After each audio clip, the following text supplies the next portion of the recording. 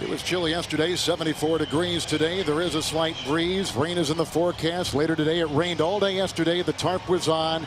The field, nonetheless, a little bit slick for Tony Sparano's Miami Dolphins. He did a great job coaching the team to a win last week. Now in his second season, he was the offensive line coach with Parcells in Dallas. Jack Del Rio, a longtime linebacker in the NFL, longtime assistant coach in his seventh season as the head coach of the Jacksonville Jaguars. Jacksonville won the toss, but they chose to defer, so Miami will receive. Ted Ginn Jr. is going to get the kickoff from Josh Scobie. The Dolphins, Jaguars, one of the better games today. Oh, absolutely. There's a lot on the line in this one. We call it playoffs. And 5 yards deep. Ted Ginn Jr. will bring it out. Oh, and he is drilled right off the bat. Hit by Montel Owens, a reserve running back. A terrific special teamer, as you can see, with a 20-yard return. Wow, you could feel that all the way up here. As did Ted Ginn Jr. A great way to start for the Jacksonville Jaguars. It is 1st and 10. And is one of the two tight ends. Good block by Long and the tight end Fasano. That's caught by Camarillo, covered by Cox. Quick 18-yard pickup. He's up to the 32-yard line. Polite in the backfield with Williams. From the 32, the first down. And Ricky held by Ingram as he drags him out to the 37-yard line on a gain of 4. Williams in the backfield. Ricky. There's a block by Garner. Gain of 4 to the 41-yard line. And about a yard shy of a first down.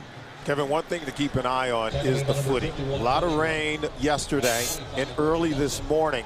And we've already seen some players slipping in the warm-ups. And many of the coaches for the Miami Dolphins came out and wanted to see what kind of footing or what kind of shoes the players were wearing. We've already seen some slippage by Camarillo even on that first catch. So it's going to be interesting to see how that plays a role in today's game. Polite back in, the two tight ends.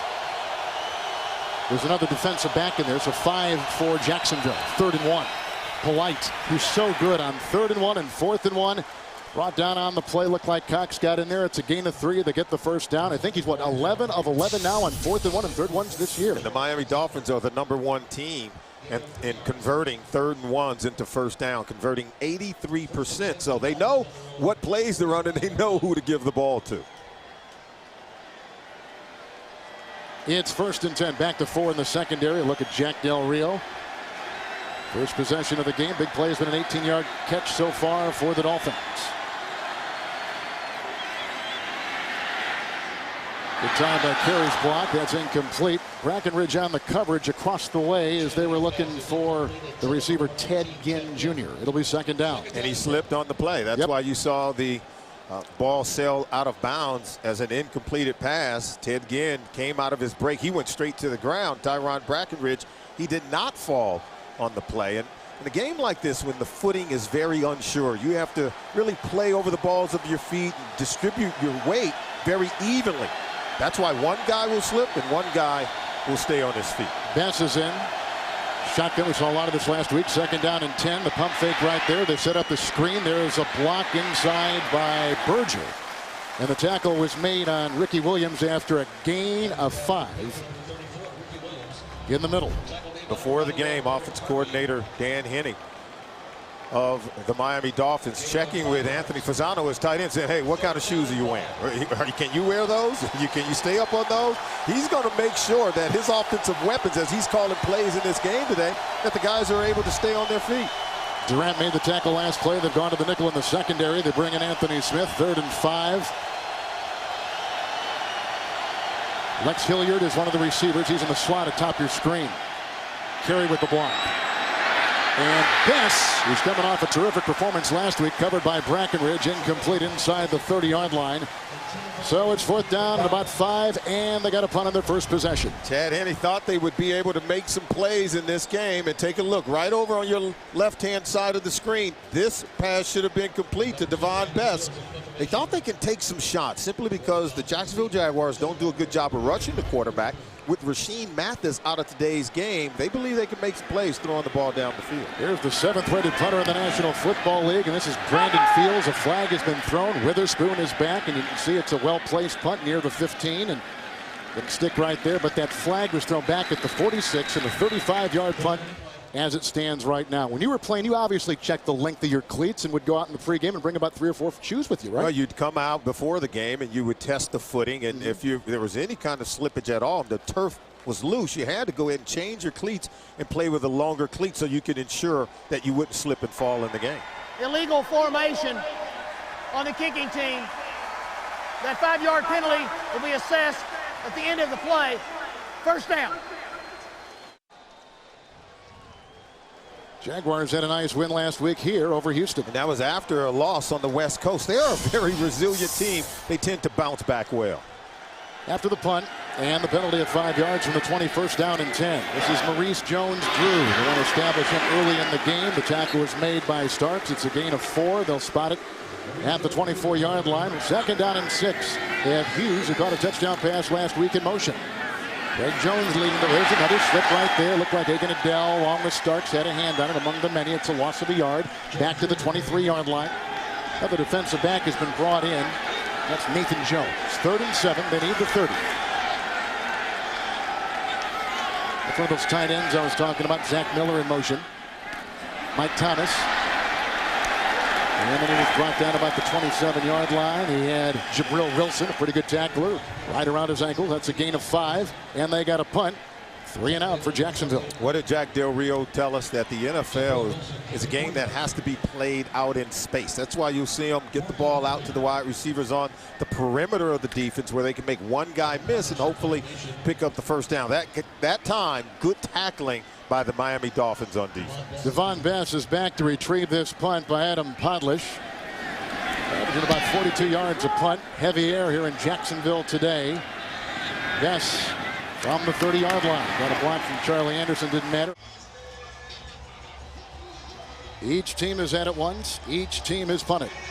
Mike Sims Walker trying to keep that calf, which he injured Wednesday in practice, a little bit loose. 5 in the secondary. They open up 1st and 10 from the 33. And Ricky driving inside. Considine, one of those 5 defensive backs, making the stop. Gain of 4, 37-yard line. The Wildcat, a big portion of this offense, but not last week against New England. Yeah, the first 9 games, you see what they did. And then the next 2, they would only average 12 yards per Wildcat play. And so you didn't even see it last week against the New England Patriots. It was all on the shoulders of Chad Henne.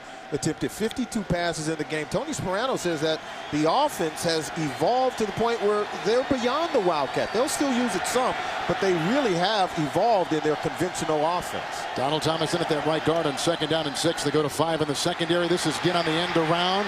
Berger trying to lead the way, and Cox, the rookie, shoves him out of bounds. A nice looking play. They get the first down to the 47-yard line of Miami. 16-yard pickup. Indy always begins games well on that first offensive drive. They're going for an NFL record, 22 straight regular season wins. It is 1st and 10 from the 47 of Jacksonville. Polite with the block, and there goes Williams diving ahead, crossing the 45-yard line, and hit on the play after a gain of 3 by Greg Peterson. More on the Wildcat. Remember, Coach Tony Sparano, when we spoke with him, he said the Wildcat was always a way of getting both Ricky and Ronnie on the field at the same time. And now that Ronnie Brown is out for the remainder of the season, as he's been placed on IR, they said, hey, we can put more on our quarterback. He's gotten better, and so have the players around him. So you're going to see less of the Wildcat, more of their conventional offense featuring Chad Henne. 2nd and 7, 4 in the secondary for Jacksonville. Another block by Polite. They send Ricky down to the 42-yard line on a gain of 2. And Ricky Williams now with Cobbs out and Brown out. He's got to carry the ball a little bit more. But you're right. The engine for the Wildcat was Brown. It kind of began with him. Yeah, he was the guy, I think, and the fact that they have 2 talented runners in Ronnie Brown and Ricky Williams, that was really the impetus for installing that offense. And now with Ronnie out, they do have Ricky. I think also Lusaka Polite, this talented fullback, is going to really help the run game go, even without Ronnie Brown on this football team. Hilliard in the backfield, 6 in the secondary, 3rd down and 5. They need the 37. The block by Thomas. Bess has the first down. He's one of the best third down receivers in the National Football League. Picks up a quick hitter right there of 15 yards to the 27-yard line. That is a first down. Tackle made by Reggie Nelson. Look at the pocket and then the patience by Chad Henne. And you see him just standing there surveying the field. That's something that when we talk to him, he says, hey, I'm going to read my progression. See, 1, 2, 3 comes all the way back to the middle of the field where he finds Devon Best.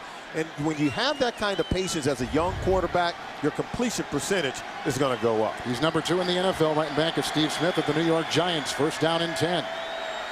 Ricky Williams is back in. 4 in the secondary. Best, you saw him slip, and you see the tackle by Tyron Brackenridge. It is a gain of 1. Down to the 26-yard line. This Henne and his composure and his development has been one of the great untold stories this season in the NFL. As I studied the film in their win over the New England Patriots last week, I saw him miss on some easy throws. I did see some inaccuracies. I did see maybe at times poor footwork. So he's going to miss some players. He's still evolving. However, he always comes right back and sticks the ball in the chest of the receiver. So tremendous resiliency and a short memory when he makes mistakes. 2 tight ends with Polite, who will lead the block here for Williams on 2nd and 9. 7th play of the drive. Looked like Durant got a hand on him. He did. The tackle made about the 20-yard line, and on the play picks up about 6 yards. This is a game built for Ricky Williams. He's always been what we call a mutter. He can run on a soft field. Look at the cut. Look how he gets going downhill. He's not slipping. He's not falling, and still able to get going toward the line of scrimmage when the play calls for him to run to the sideline and then cut it up the field. Well, 32, he's seen a lot of football. Absolutely. 3rd down and 3.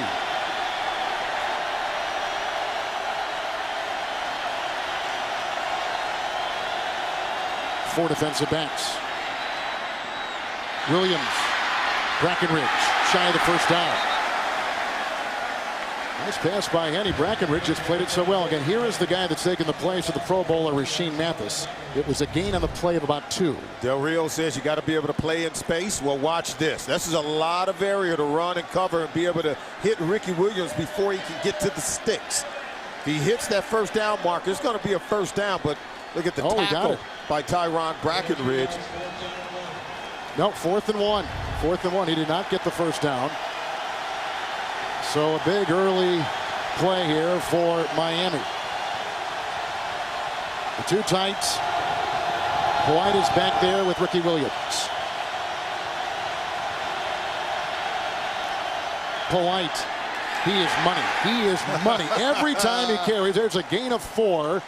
Durant among the many in there to make the stop. He's down to the 14-yard line. He is 12 of 12 on 3rd and 1 or 4th and 1. Well, you need 1 yard to go. And Tony Sparano said he had Lusaka Polite with him when he was in Dallas. And he said he's a smart kid. He's a tough runner. He's the player that's going to do everything you want. And take a look at this drive so far. They've run it 6 times and thrown it another 3 times for 53 yards on the drive. But they're dialing up all the right plays. 15-yard pass to Best has been the biggest so far. 1st and 10. 10th play of the drive. Ricky Williams.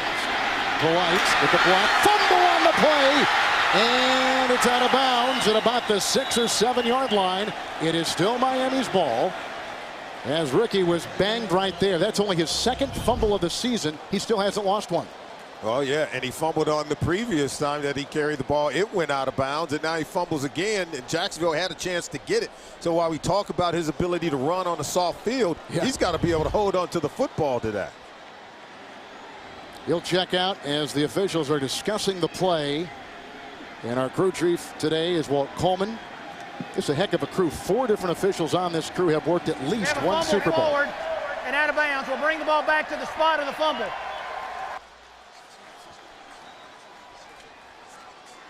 So it'll be 2nd down and 6 yards to go. 2nd down and 6. We're late in the first quarter. Each team has had it once and punted. This is the 2nd possession for the Miami Dolphins. 2nd place right now in the AFC East. In Jacksonville in 2nd place in the AFC South. We talked about good balance on the Miami Dolphins offense so far here in the first quarter. That's a good point. Hilliard is in with Polite. 2nd and 6. Polite again. Lusaka Polite digging his way. Look at him continuing to move his leg and the pile. You see the mass making the stop. That is a bulldozing gain of 5. The rookie Knighton was at the bottom of the pile. Montavious Stanley losing his helmet. Both teams did tell us this was going to be a physical football game, and I think it's a two chin strap type of game. One guy's losing a helmet, and boy, they're slugging it out. Both coaches, and even Del Rio told us that, hey, they play a similar style that we do. We both covet the same things. We want to be the most physical team on the field. Second tight end is the rookie Corey Sperry on the right side. 3rd down and 1. Fake to Hilliard. Polite is open. He's being chased. The quarterback in he is by Montavious Stanley. That's a good-looking catch. It was down on the 1-yard line. It was by Lusaka Polite. He picks up 5 to the 1. Has the first down. 1st and goal, the Miami Dolphins. Yeah, watch Polite. He's going to be open early on. See, I think he's open right now. Just get the ball to him. I think Henny throws it a little bit late. He wasn't able to catch it and turn up as he was so tight to the sideline. But Polite is just a really effective player, doing a lot of things very well. One defensive back. Look at all the linebackers. 1st and goal at the 1. Williams back in. Ricky Polite with the puck, and he ushers him in. 1-yard touchdown run by Ricky Williams. That is his 10th rushing touchdown this season. A wonderful block by Lusaka Polite. He's the guy on this drive converting 3rd downs at the 1st down, even the 4th and 1 situation, and then a tremendous block on 59, Brian Ewu, to get the kick out block to allow Ricky Williams to score a touchdown. So here's the extra point now by Dan Carpenter. And 7-zip with Miami on top, and 2:33. There goes a flag thrown in the end zone, as you saw. Ricky Williams may have been the frosting, but the basis of that drive was Lusaka Polite, who is in his 5th year out of Pitt, 3 years with Dallas. 12 men on defense. That 5-yard penalty will be assessed on the kickoff. Extra point is good. Camarillo, the penalty of 5 yards. That's why they're kicking off on the 35. Witherspoon, who was inactive last week against Houston, will take it. And a little stop across the way. Got hot in the postseason and went to the Super Bowl where they lost to Pittsburgh. It's 1st and 10 for Garrard. Goes outside to Mike Sims Walker. Vontae Davis, who did not start the game, was out for the first defensive series, is in for the first time right now. The rookie, it's a gain of 6 on the play, and they'll spot him at about the 28-yard line. Look at your last 4 Super Bowl winners, where they were at this time during the seasons when they won it. In week 4, didn't look impressive except the Indianapolis Colts at 10-2, and then the average Super Bowl winner over the last 10 years were 9-3 at this point in the season. So it's not about who the team that has the best record, it's about the team that gets hot going into the postseason. 2nd down and 4. This is Maurice Jones-Drew. They wanted to establish him early. Nice tackle made by Jabril Wilson. There's no gain. They stay at the 28-yard line. As we opened the broadcast today, we said that Miami was very focused this week in practice on stopping number 32. And absolutely. And, you know, if we're talking about teams that may get hot and make a run, I think we have 2 teams like that in our game right now. Jacksonville, they're 7-5. They can get hot and make that kind of run. And I think the Miami Dolphins, after a win over the New England Patriots, they're sitting here at 6-6. You don't think they're a team that can make a run? Their confidence is riding very high, Kevin. 6 in the secondary. Cameron Wake is in on one of the edges here at the bottom of your screen. 3rd down and 4 from the 28-yard line. Monroe with the block at the left tackle. They go outside, coverage by Bell on one of those tight ends, the rookie out of Nebraska, Omaha. That was Zach Miller, and 3 and out. They got a punt once again. 3 and out for the 2nd consecutive time, and a good start for the Miami defense. And that's a battle that the Jacksonville Jaguars thought that they could win. They thought that they could come in and execute and create some big plays with their tight ends matched up against either the inside linebackers or the safeties for the Miami Dolphins. It's all about mismatches. Absolutely, and you've got to be able to win it. The tight end's got to make plays for Jacksonville today. Here's the 2nd punt now by Adam Podlish. Deep back is Devon Bess out of the University of Hawaii. Undrafted. Boy, has he put his fingerprints on this offense. From the 23-yard line. Got a block from Torbor, then he was brought down nicely on the play. Miami's leading receiver a little bit gimpy coming off the field. Devon Bess coming off a career game last week against the Patriots. 10 catches, a career high, over 100 yards receiving. And so he's not on the field right now. That's a huge loss for the Dolphins offense. 3rd possession for Miami. This is Ricky Williams on 1st and 10. Getting a nice block by Donald Thomas. Tackle made by Ingram. It's a gain of 5. He's up to the 32-yard line. Let's take one more look at the punt returner, Bess. Yeah, Bess returning the punt. See how he gets rolled up on the ankle by Greg Jones, and watch him wince in pain. And he's an excellent route runner, so if it's an ankle or foot injury, I think that's That's poison for a player who needs his wheels to make cuts. He's kind of your Wes Welker type of wide receiver. Got to be able to make those cuts to get open. Smiley for Gardner at left guard. Thomas remains at the right guard. 2nd down and 4. Ricky. And up the back of some of his blockers on the right side. He picks up 2. Got Montavious Stanley, got him around the ankles. And so the final seconds are ticking off. So this is the 3rd possession for the Miami Dolphins. They got a 1-yard touchdown run by Ricky Williams the last time they had it. Here, take a look at the numbers from our first quarter. Long drive of 13 plays, the bulk of what Miami has done. 2 3-and-outs by Jacksonville. 3rd possession right now for the Miami Dolphins. 3rd down and 2. Watch for Polite. He's been terrific on 3rd and 4th and short today. The pitch out to Ricky, pulling his carry. Polite and Williams collide. Then he was brought down on the play, it looked like, by Quentin Groves. He's close to a 1st down with the dive. They're going to spot him at the 36-yard line with Solomon Wilcots, Kevin Harlan. We begin the 2nd quarter here in Jacksonville with the Ricky Williams 1-yard touchdown run, so they're going to measure. We've got Jacksonville in. They're right now at the last playoff slot in the AFC. And we've got Miami on the outside looking in. Yeah, that's at 7-5. They've got to be able to knock off the Miami Dolphins. Remember, they've already beaten the New York Jets, so to control their own destiny for a wild card spot, you've got to beat teams like the Miami Dolphins. But the Dolphins, after a win over the Patriots, they can take care of business with a win here today and turn that wild card spot in their favor. They get the 1st down. Well, the AFC playoff picture is interesting, and the NFC playoff picture just as curious. We see the undefeated New Orleans Saints on top. And we have 4 8-4 teams. Green Bay right now in the 6th position. So here is a 1st and 10 now for the Miami Dolphins. They have that 3-man rotation at that guard position, does Miami's offensive line. They're moving some guys around, and you know they've had Nate Garner come in, and boy, has he played well when replacing Donald Thomas.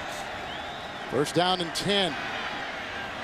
Outside, Camarillo, guarded by the rookie Derek Cox. He picks up 14 yards on the play, and they get a 1st down. We'll spot him right at midfield.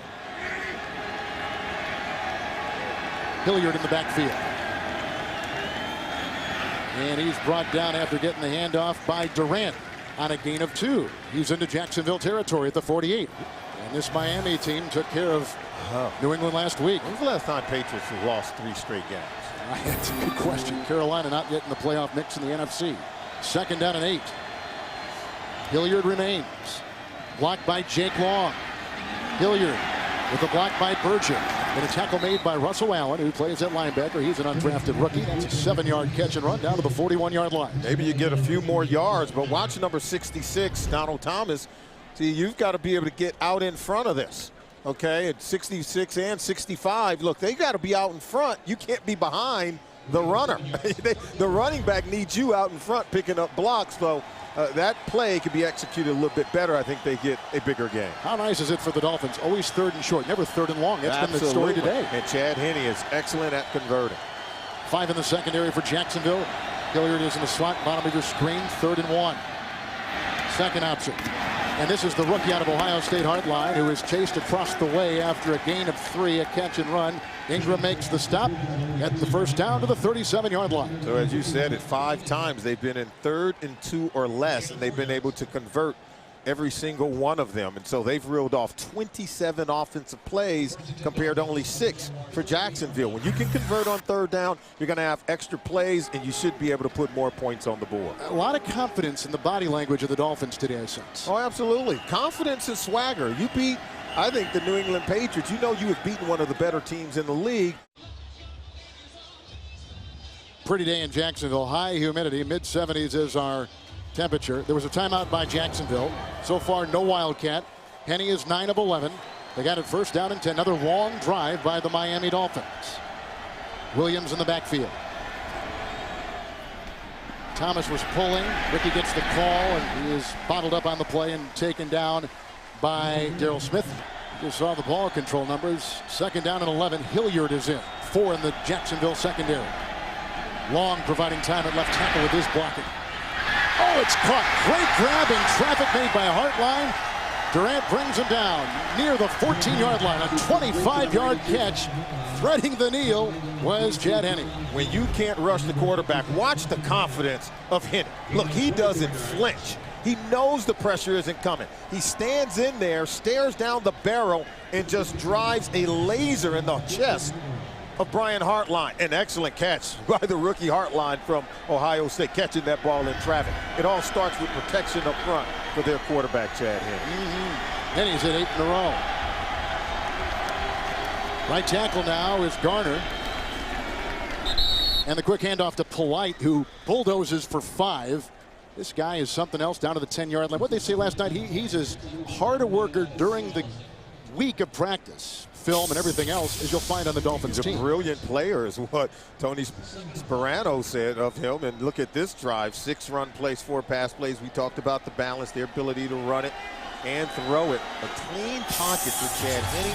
I'm telling you, he's going to put up some huge numbers if Jacksonville can't put together some kind of pass rush. And again, Garner continues to play that right tackle. 2nd down and 5. Fake to Ricky Williams. The tight end's got Enos, the ex-Green Bay Packer. Belted out of bounds by Breckenridge. Gain of 7 on the play.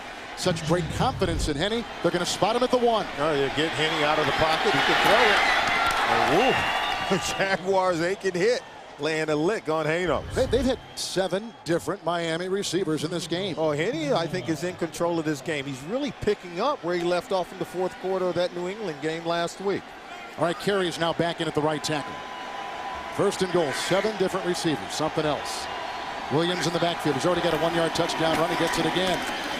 Hanos was leading the way, and then he runs right into the teeth of that defense. No gain on the play. It looked like Ellison is taking the place of Henderson on that defensive line. Makes the stop for Jacksonville. Right now, Jacksonville defensively, they're just not making plays. John Henderson out of today's game with an injury. Rasheem Mathis on the back end out of today's game with an injury. And Jack Del Rio has a lot of young players on this team. He's rotating a lot of different guys. He needs someone defensively to stand up and make a play. Only one defensive back.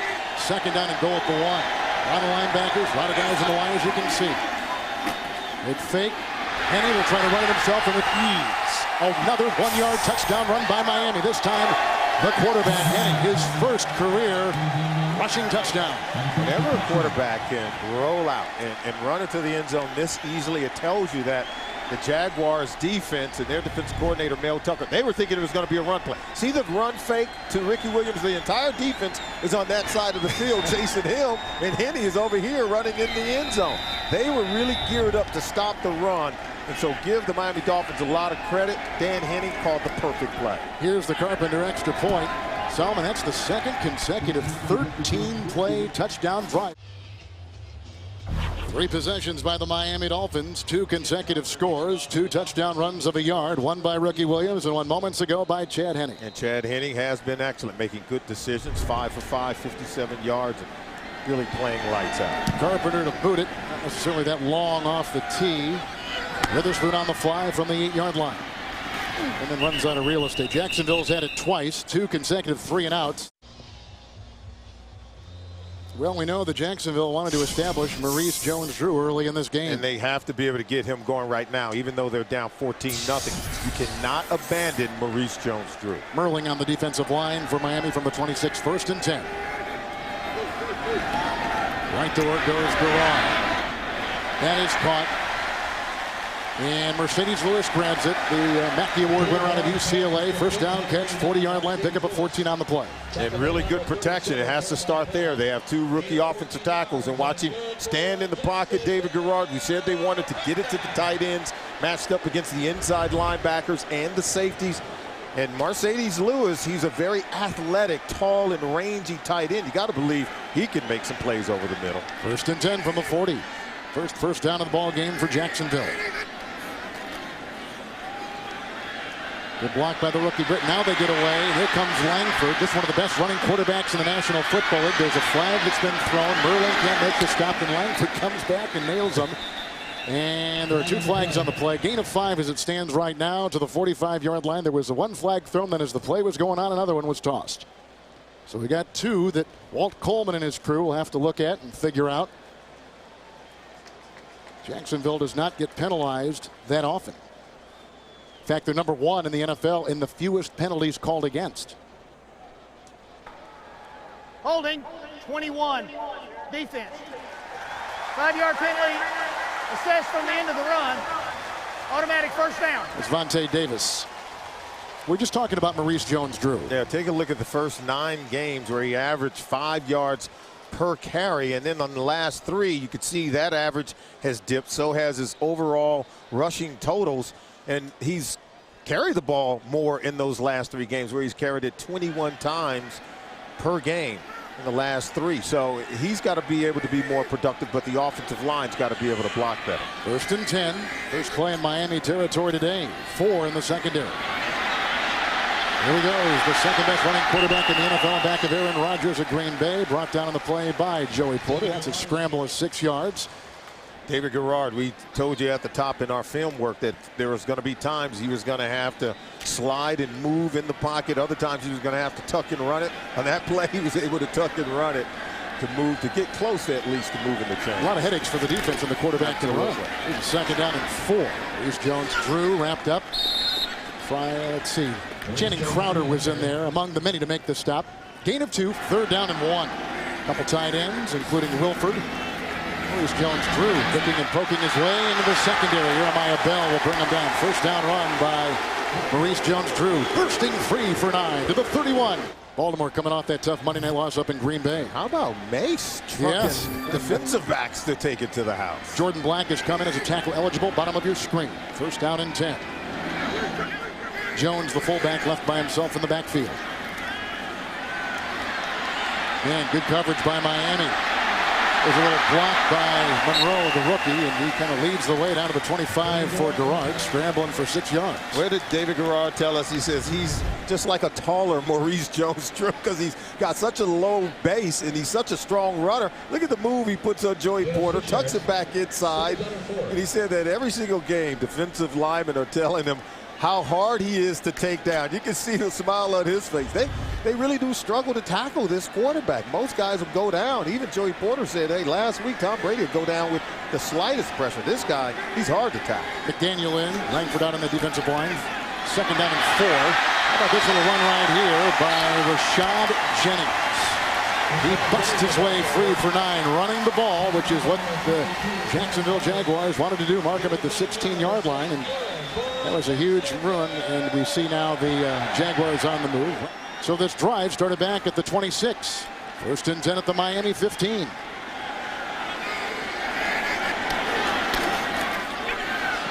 Lewis, the tight end with the block, buying time for Garrard. The slippery Maurice Jones-Drew finally forced out of bounds on the near side by Jabril Wilson. Catch and run down to the 7 yards on the play. Maurice Jones-Drew, you're getting out on the edge. We said he's a tough guy to tackle. Let's see if they can hem him in.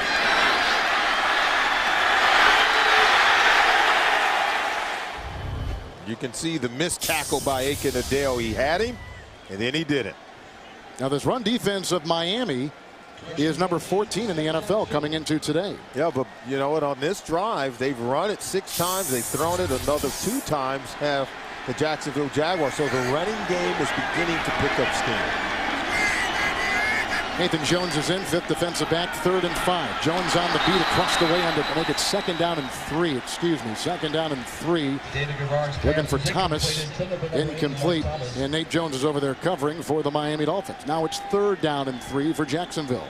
What did Jacksonville tell us was going to be one of the keys to this game? Converting inside the red zone. They have struggled to be able to convert down inside the red zone. That's where they have to improve tremendously. And we said that at the top. 8 red zone turnovers, most in the National Football League. They go back to 4 defensive backs.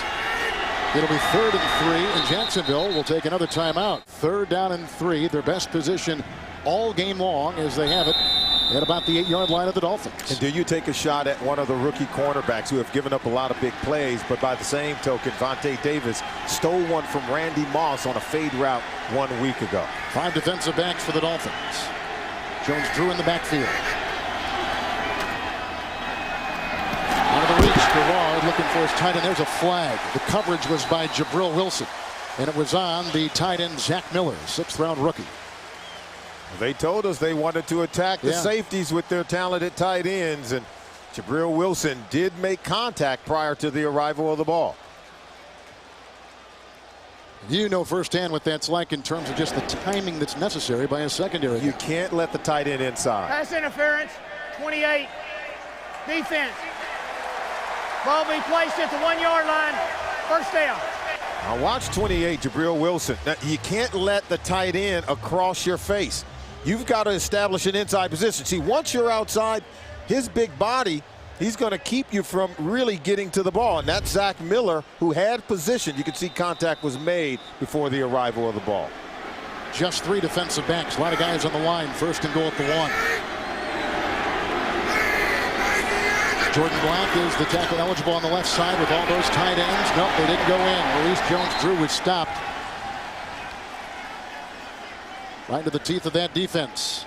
Oh, this is similar to last week against the Houston Texans, where Maurice Jones-Drew would slam off that left side. It's a power play going right up the gut, but still not enough room to get it inside. You know, Greg Jones is a big, powerful physical back. You like to think that they could slam it inside with maybe a bigger back.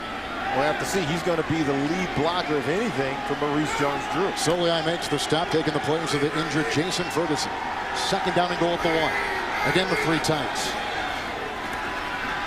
Good time, Garrard. Coverage back there by Jabril Wilson and the linebacker Crowder. They were going for the angular tight end of Mercedes Lewis. Third and goal. Yeah, they were going up top to, what is he, 6'6"? 6'6". The tight end, Mercedes Lewis. You got to put it up high where only he can get it.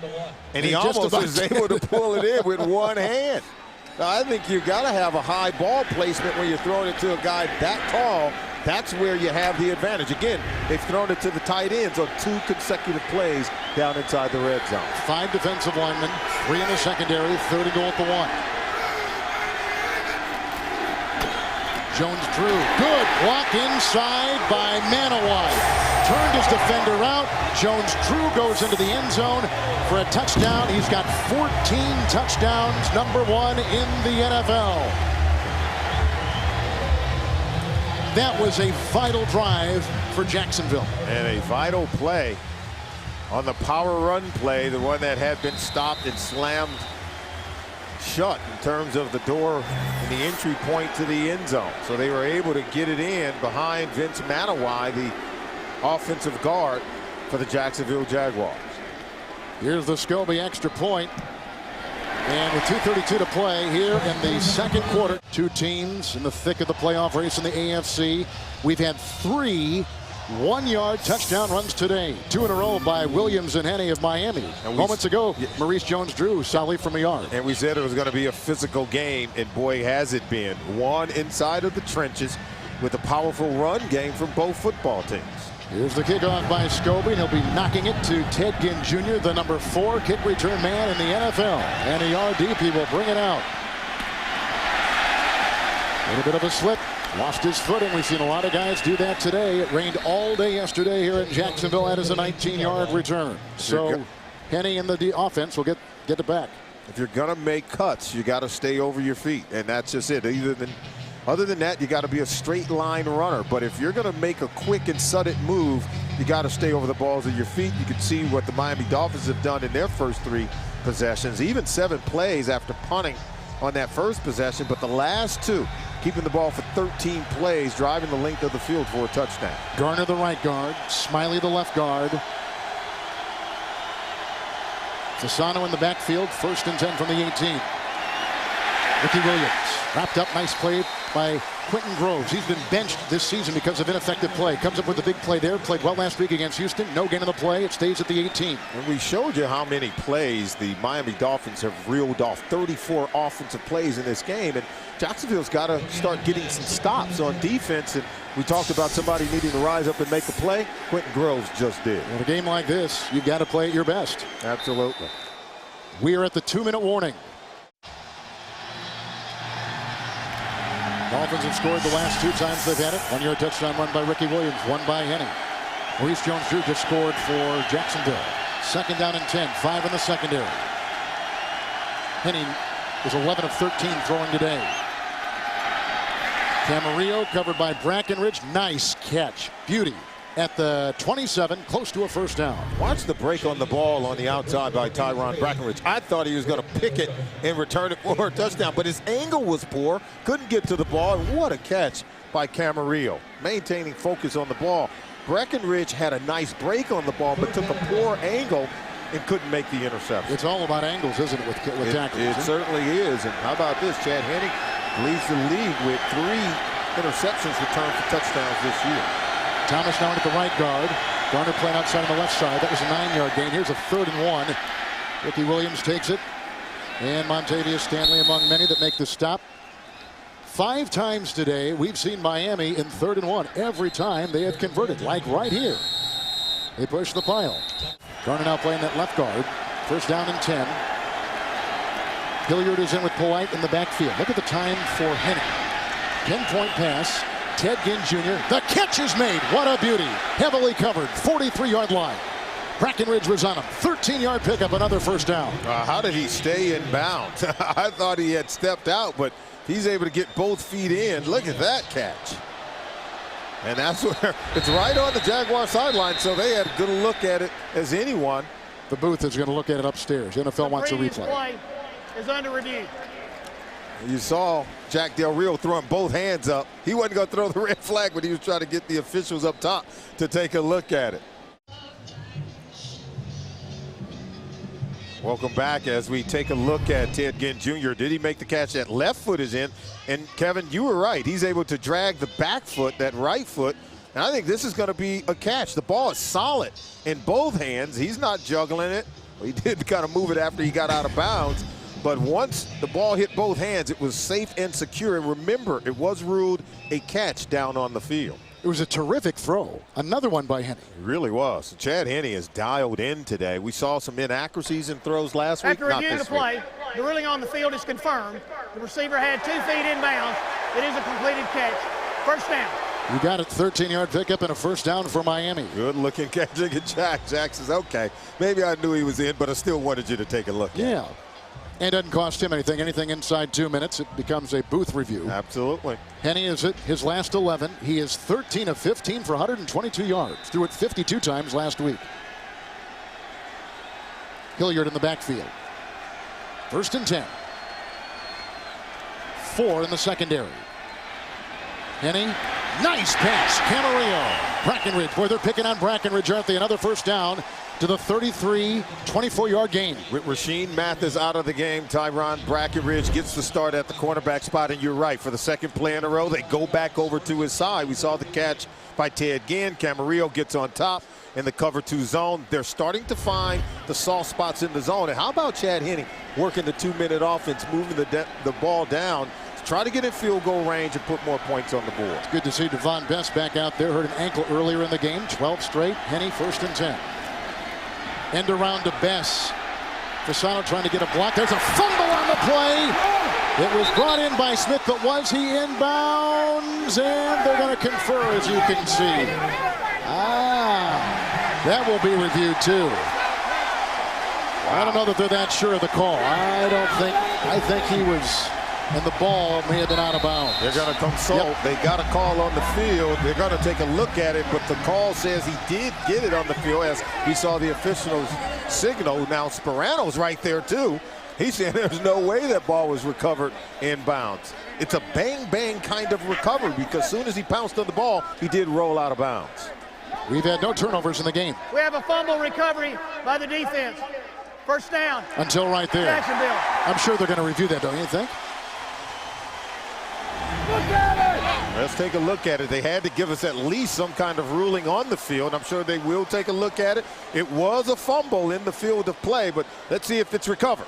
Recovered? It's going to be close. He did get the ball before he was out of bounds, but had it been secured tightly, I think that's the part that will be in discussion, but it was ruled a recovery by the Jaguars on the field. Bess has fumbled 5 times this season. He's lost 2. We'll see if this is number 3. Clear in play.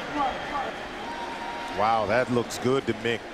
I can tell you, you think now, so? Yeah. I played on that side of the ball and recovered fumbles like that. It is not an easy play to make.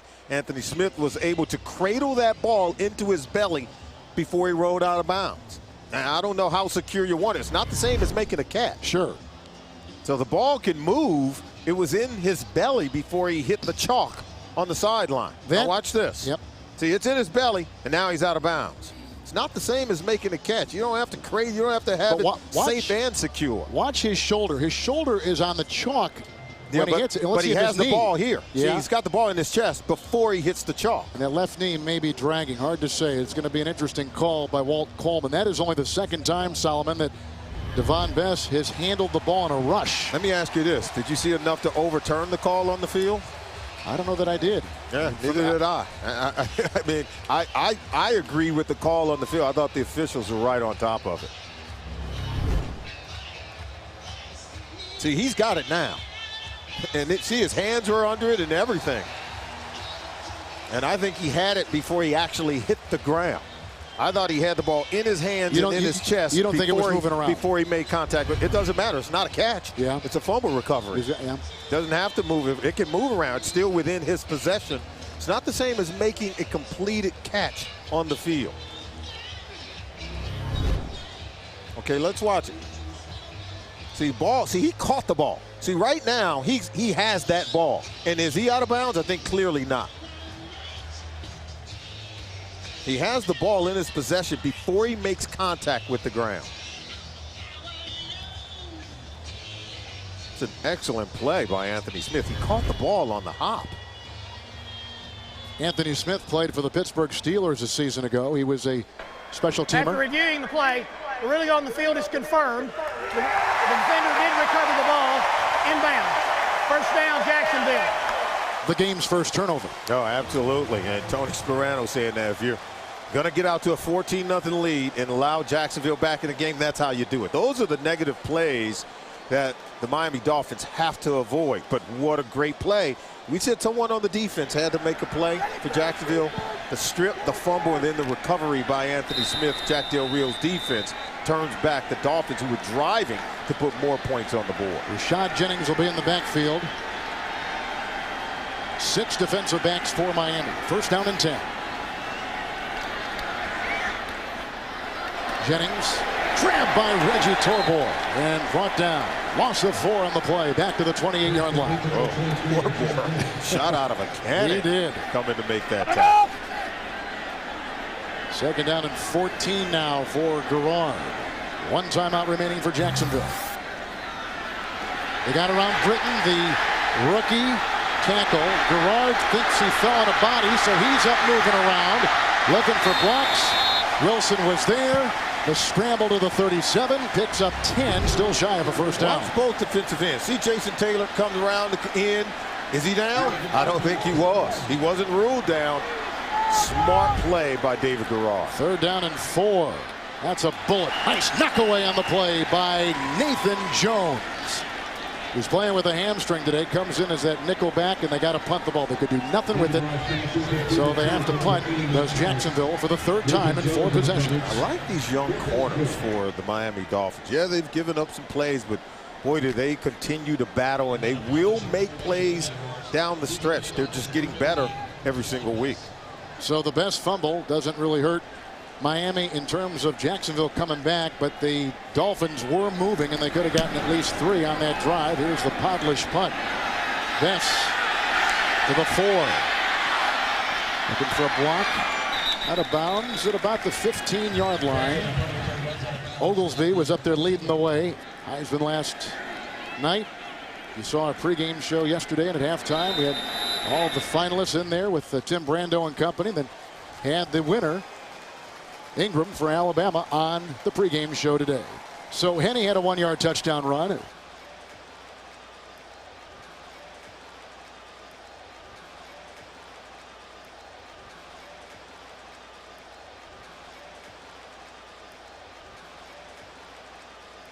Five 3rd-and-1 situations in the first half. That's why they've been able to reel off more plays than the Jacksonville Jaguars, and then the balance on offense has given Miami over 200 yards total offense in the first half. That's the reason why they're winning the game. Chad Henne has been terrific. 14 of 16, 146 yards. He has hit his last 12, and Solomon, as we've talked about, he's hit his receivers, he's hit his running backs. 8 different receivers of Henne passes so far. Look at that, 14 of 16 in the first half. They're getting the ball down the field. David Garrard has not been as successful getting the ball to his wide receivers. Mike Sims-Walker came into this game banged up, has yet to catch a ball, and it's been mostly the running backs and tight ends catching the ball for David Garrard. So anytime you can get the ball outside to your playmakers, the wide receivers, then you're going to put up more yards. Chan Hiddink has been more successful at doing that. Been watching these rookie tackles too, against both Porter on one side and Jason Taylor on the other. Here is the kickoff for the second half, and Mike Thomas will take it and dripped up on the play. Up to about the 22-yard line. Falling on him is Nate Jones, 18-yard return. So we're going to get our first look in the second half of David Garrard, who finished that first half well, aside from the 3 and out after the fumble, but got the team into the end zone, which they needed badly. And if you were to ask me where does he need to make plays in the second half, he's got to push the ball down the field. But the receivers have to get open. More importantly, his 2 rookie offensive tackles have to do a better job of protecting him. Whenever they try to dial up deep pass plays, the protection hasn't held up. How about Torrey Holt shutout so far?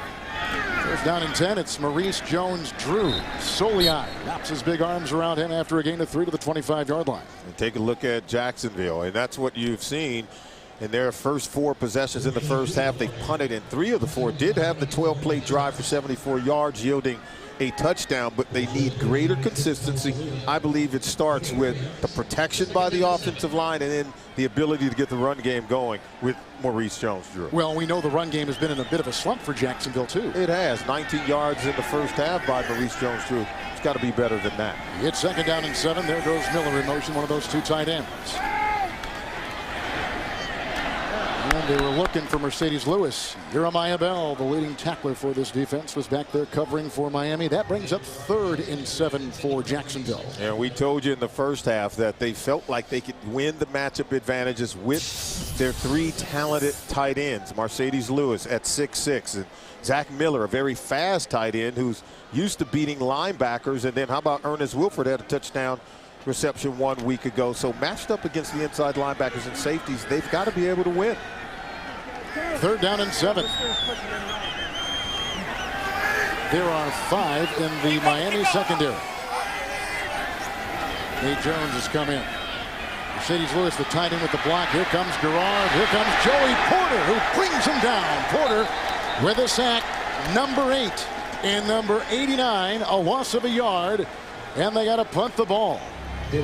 Watch, they're going to chip with Maurice Jones-Drew. Watch here. See, they're chipping over at Joey Porter's side. Garrard sort of loses orientation in the pocket. Once you lose your vision downfield, there's no one to throw it to because you can't tell if a guy is open or not. Good pass rushing and good integrity in the rush lanes by the Miami Dolphins. Well, your eyes are going to be on those 2 rookie tackles today against these 2 Hall of Famers. Absolutely. That time they were beaten even though they had some help with the backs chipping on their way out. Here's the punt by Podlish into that bright Florida sun. Best bobbled it and then reeled it back in. And then held it on the play by Greg Jones. This telecast is copyrighted by the NFL for the private use of our audience. Any other use of this telecast or of any pictures, descriptions, or accounts of the game without the NFL's consent is prohibited. No Wildcat today like last week for Miami against New England, but a lot of good Henne passing like we saw last week against New England. They still have been effective running the football out of their base offense. Garner playing the left guard, Thomas the right guard, 1st and 10 from the 30. Ricky Williams polite with a nice block, and that springs Ricky for just a couple when maybe he would have lost something. It's a gain of 4, 2nd and 6.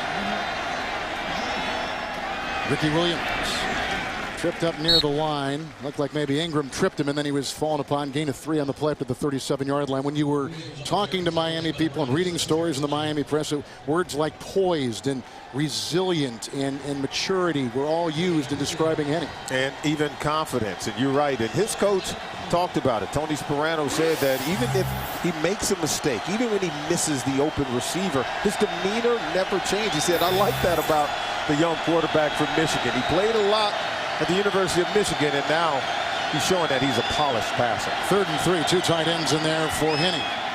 Williams a block with Fasano caught for a first down. Beautiful.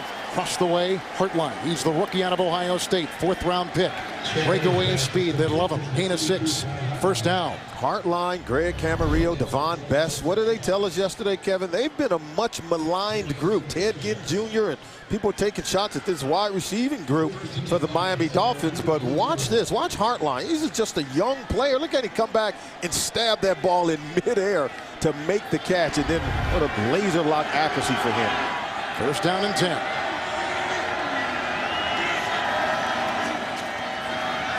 Chipped there by Polite, buys time for Henney. That baby's right on the money, caught by Camarillo. They're working on Brackenridge and toasting him today. 24-yard pickup to the 34. Yeah, they got the cover 2 zone. Now watch this. In breaking routes is what you want against cover 2 zone. Just inside of the cornerback, Tyron Brackenridge, but not so far where you get to the safety. Number 42, that's the thing that you got to be able to do. So if you can just get it in between the corner and the safety, you're going to be able to make some money. Then how do you play that if you're in the secondary? I think you've got to roll up tighter. Gerald Alexander's got to play it better. First down and 10. That's Ricky Williams and diving ahead. And tackle made by Ellison. Picks up 2 yards on the play to the 32-yard line. Going back to that 3rd down play just a second ago, 5 different receivers by Henney is what he's hit on 3rd down passing today. Yeah, and you ask, how do you take away those in-breaking routes when you're in the cover 2 zone? First of all, your linebackers have to get greater depth, but then the safeties can't get so deep where they're just covering space. I thought Gerald Alexander, number 42, he's got to play the number 1 receiver breaking inside over the middle of the field. 4 in the secondary, 2nd down and 8. Jacksonville has already had it in the second half. 3 plays punt. Henney getting a lot of time to throw the ball today. Chad Henney, we said he's been on fire. And look at that, 14 consecutive completions, and just 3 shy of a team record set by Chad Pennington 1 year ago. 2nd down and 8 after that timeout. Polite with the block that springs Ricky Williams. Head over heels.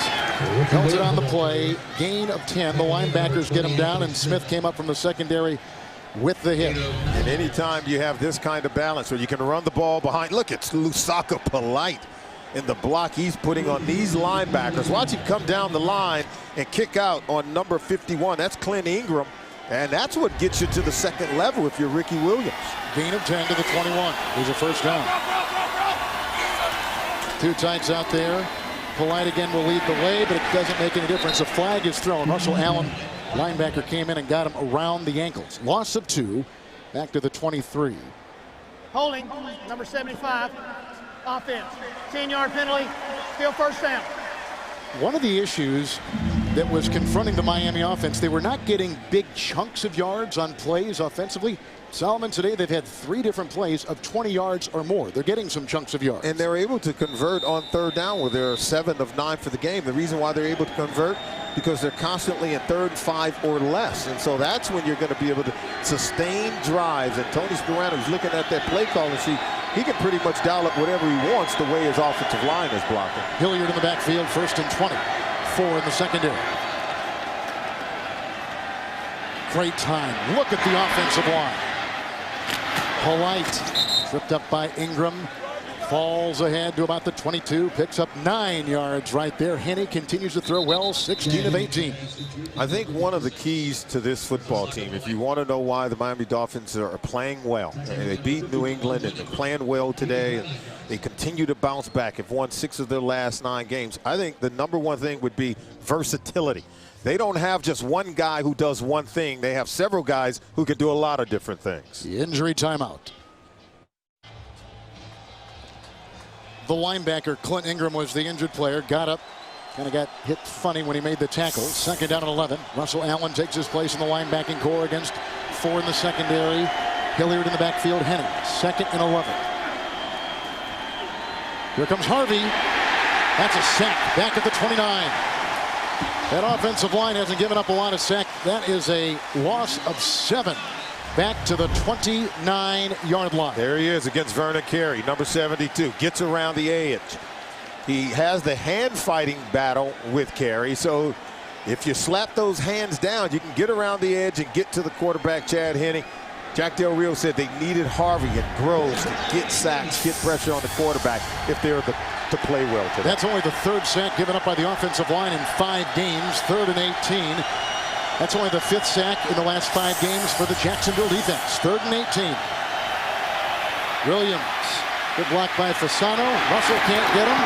And tripped up on the play by Reggie Nelson, and he dives ahead to about the 20-yard line, gets a gain of 9, and he gets, let's see, probably within 9 yards of the first down. They're going to have to try for 3. Get to the edge and see. Watch it. Number 50 makes him miss.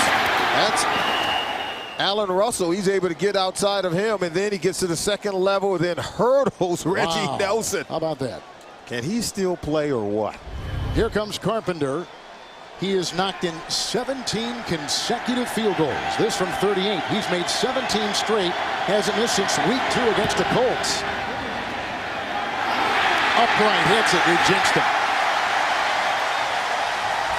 And they don't get 3, and Jacksonville is breathing.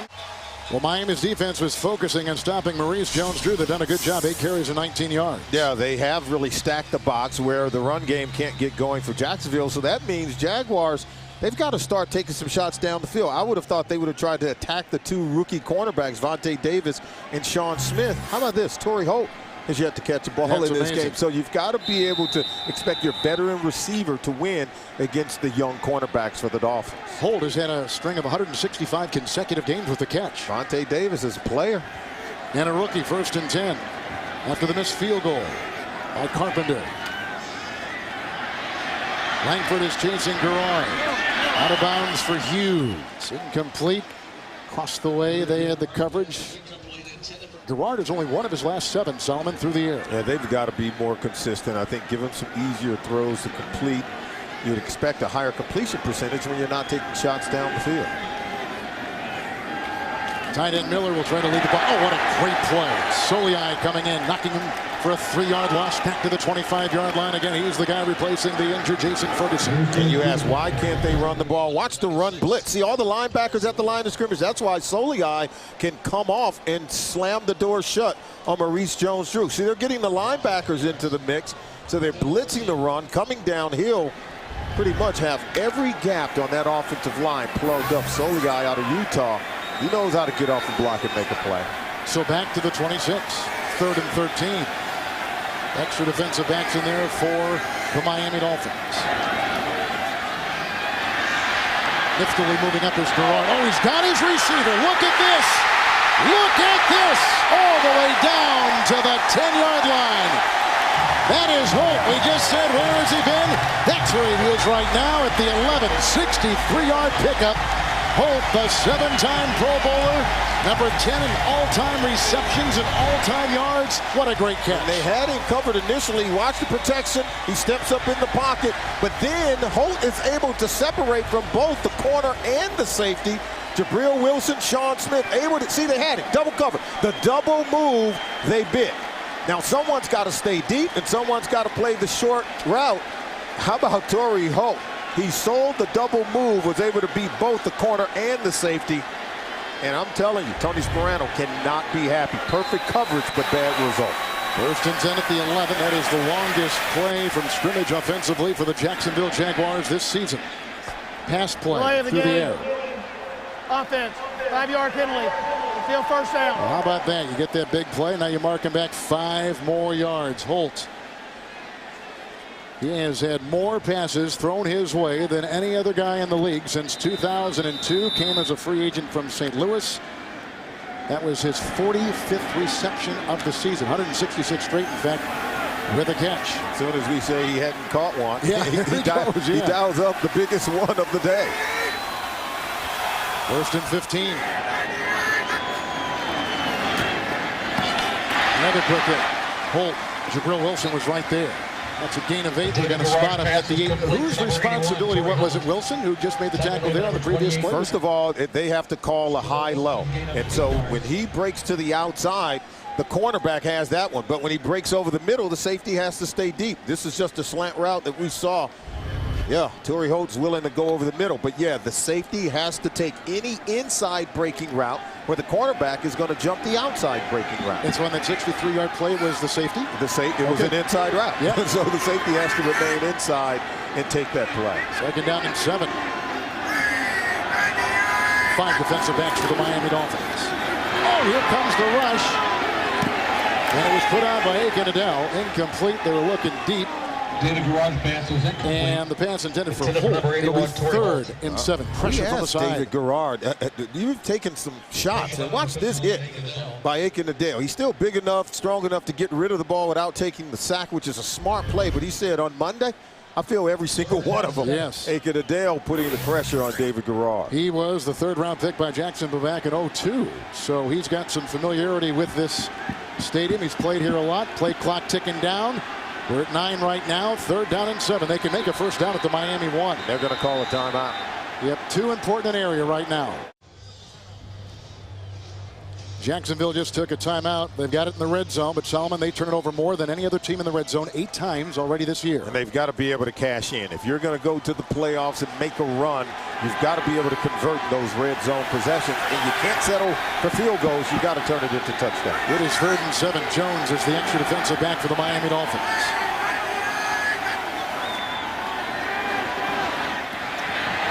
Incomplete for Miller. No yellow on the field. Coverage by Jeremiah Bell.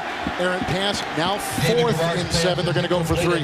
It's the matchup they wanted. Yep. Zach Miller, they said he's the fastest tight end they have, matched up against one of the safeties, Jeremiah Bell. Did he have a hand on the hip? Absolutely. But did it prevent Miller from making the play? The only time they're going to call it is if your hand being on their hip turns their body to prevent them from making the catch. So here's Josh Scobie. He has 8 missed field goals this year, tied for the most in the NFL. We're going to call it a 25-yard field goal.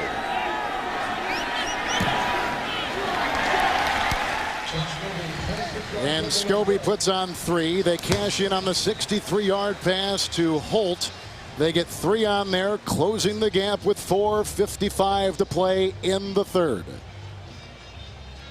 Now take a look at our eye control. We want to show you the play by Torrey Holt, matched up in double coverage against the cornerback Sean Smith and the safety Jabril Wilson.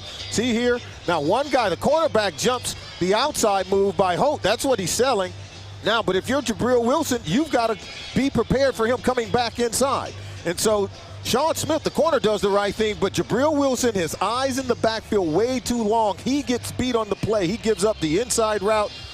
Give a lot of credit to Torrey Holt. He's the guy that was able to sell the double move to beat the double team. And don't you think that the fact Garrard is such a good running quarterback that Wilson was hesitant because Garrard is moving up and he's been running? I'll tell you this, it's 3rd and long. Yep. He's got no business playing run. Yep. What he's got to do is keep his eyes on the receiver.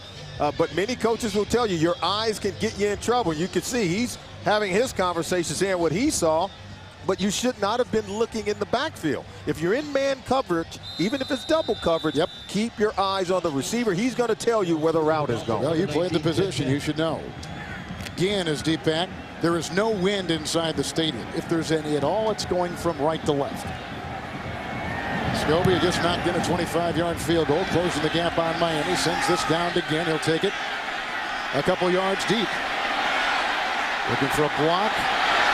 Not getting much, having to find his way. Brian Ewu, Reggie Nelson right there, 27-yard return. And so here comes Henny. Great day for football, a little bit warm, and a terrific game with heavy playoff implications. Speaking of survival, Miami, after getting out to the 14-0 lead, they're trying to survive where they've given up the most points in the NFL in the 4th quarter. On 1st and 10, Ricky Williams. And he'll corkscrew his way to the 25-yard line and brought down on the play by Durant on a gain of 2. We'll spot him at the 26. And now I think if you're Miami, you have moved the ball. You've had a turnover, the fumble by Devon Beggs. But they've got to be able to, I think, sustain the drive, continue to run the football. We've seen Chad Henne put up some good numbers. Ricky Williams starting to run it behind the blocking of the offensive line. And Lusaka Polite, remember, this fullback, he's changing the line of scrimmage. Smiley at the left guard. Garner now moving to the right guard. 2nd down and 8. Good block by Carey. Camarillo slipped by Brackenridge and then was hit on the play by Smith, the linebacker. Gain of 6 on the play on the quick hitter. Up to the 32-yard line. Henne now 18 of 20 throwing through the air. And watch how he just finds a soft spot. Cover 2 zones. He sits down in front of the linebacker and outside corner, Tyron Brackenridge, who slips on the play. But the ability to be able to read coverages while running your routes. Now that's where these wide receivers have gotten so much better. Henne has completed 16 consecutive passes, 1 shy of a team record. 3 defensive backs, 3rd down and 2. They've been so good on 3rd and 4th and short today. Couple tight ends.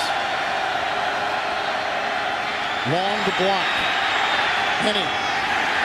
And Janos, there was a flag thrown, but coverage on the play by Durant. Janos at the 39, 7-yard gain. Prior to the pass, illegal contact, 21. Defense. Cox. Penalties decline.